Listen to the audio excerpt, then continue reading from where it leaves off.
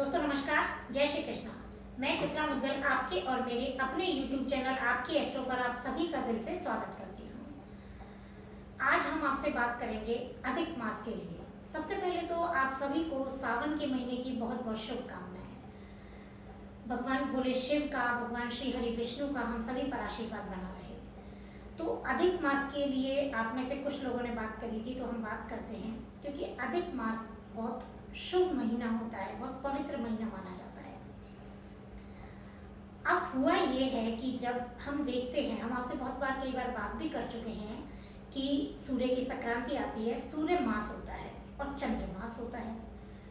तो जब सूर्य मास होता है तो उसके अनुसार हम ये देखते हैं कि एक वर्ष की जब हम बात करते हैं तो 365 दिन होते हैं, कुछ घंटे होते हैं, और जब हम चंद्र मास की बात करते हैं तो 354 दिन होते हैं।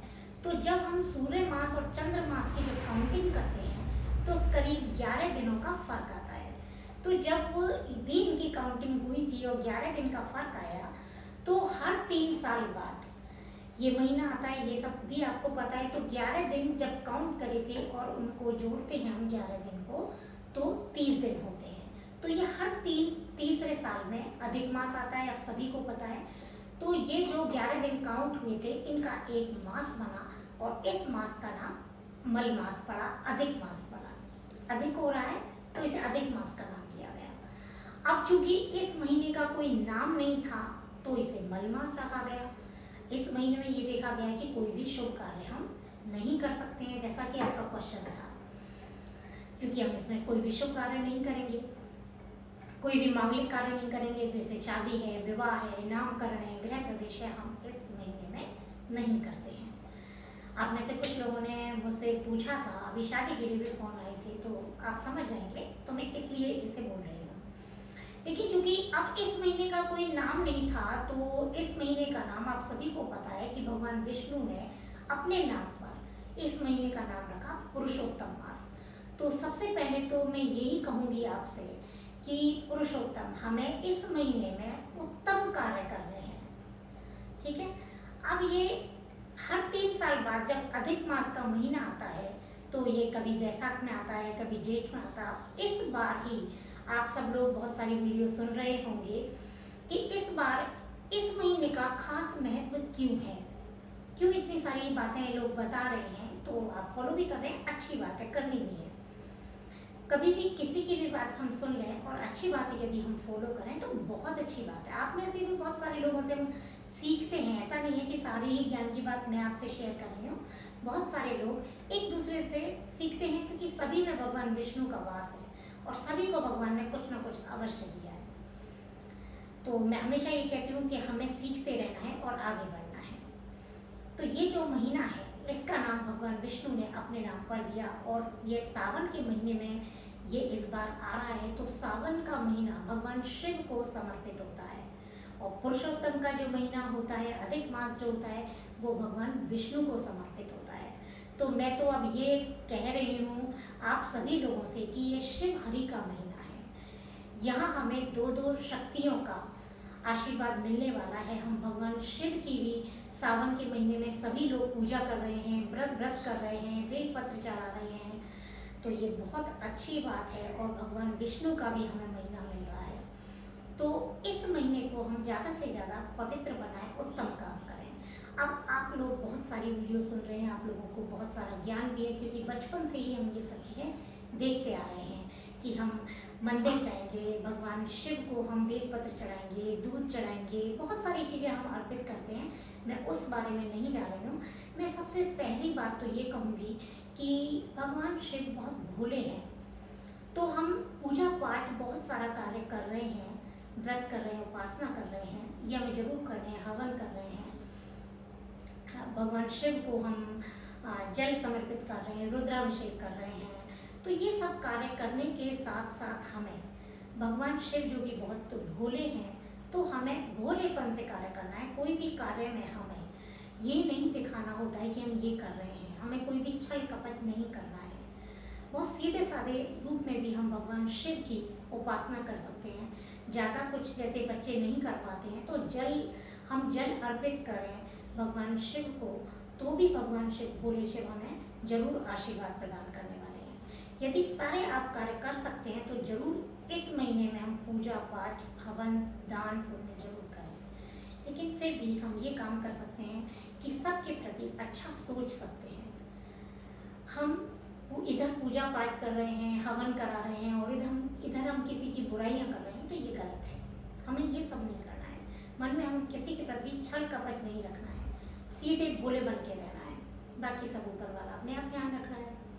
अब हम भगवान विष्णु की बात करें, भगवान विष्णु पालनहार है, तो हमें इस महीने में जरूरतमंद लोगों को जरूर हमें दान करना है। ये जरूरी, सबसे ज़्यादा जरूरी काम है, क्योंकि भगवान विष्णु का हर किसी में वास होता है। और भगवान विष्णु, जब हमारे पास बहुत कुछ होता है तो हम किसी दूसरे ज़रूरतमंद को देते हैं जिनको ज़रूरत होती है, और जो दान लेने का पात्र होता है, सुपात्र होता है, तो हमें उसे दान जरूर करना है। इससे हमें भगवान विष्णु का आशीर्वाद जरूर मिलने वाला है।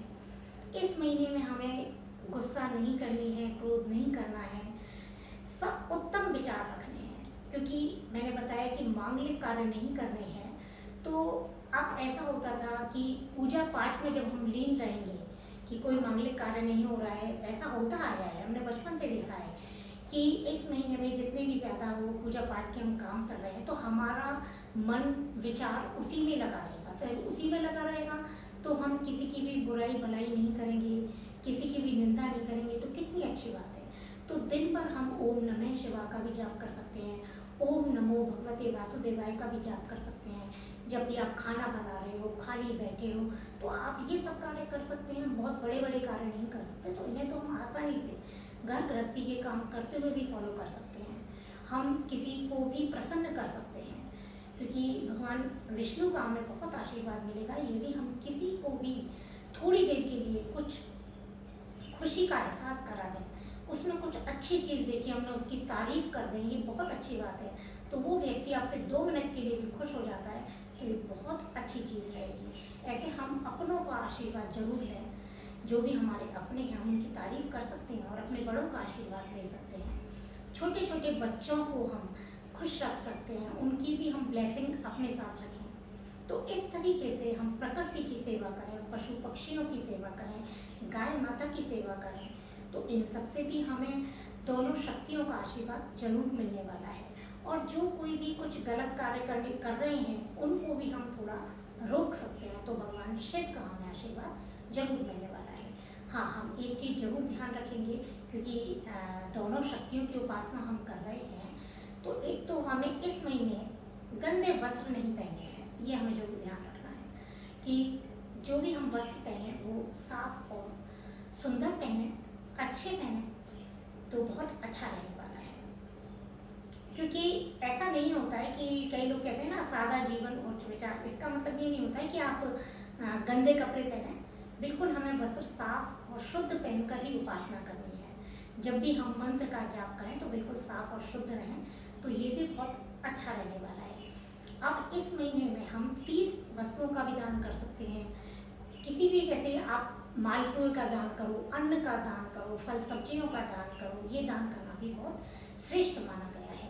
और हमें सबसे ज़्यादा जरूरी चीज़ ये भी ध्यान रखनी है कि हम जल जब चढ़ाते हैं तो ऐसा नहीं है कि हम जल को वेस्ट करें, ये भी हमें ध्यान रखना है। जल का अभिषेक हम जरूर करेंगे, लेकिन जो हम घर में काम करते हैं उसमें हम जल को बचा के भी रखेंगे। इस तरीके से हम जरूर ध्यान रखेंगे। अब अगली बात अगली वीडियो में आपसे करेंगे। इस महीने में अधिक मास में हम बस यही कहने वाली हूँ कि कोई भी मांगलिक कार्य नहीं करने हैं, जितने भी उत्तम कार्य हैं वो करने हैं। भजन, पूजा पाठ, दान पुण्य, मंत्र जाप, ये सब कार्य हम इस महीने में कर सकते हैं। अब अगली वीडियो में फिर आपसे मिलते हैं, तब तक के लिए दोस्तों नमस्कार, जय श्री कृष्णा। कृष्ण भगवान की उपासना ज़्यादा से ज़्यादा करनी है, और आप सभी लोग कमेंट्स करें तो जय श्री कृष्ण जरूर लिखें। जय श्री कृष्ण।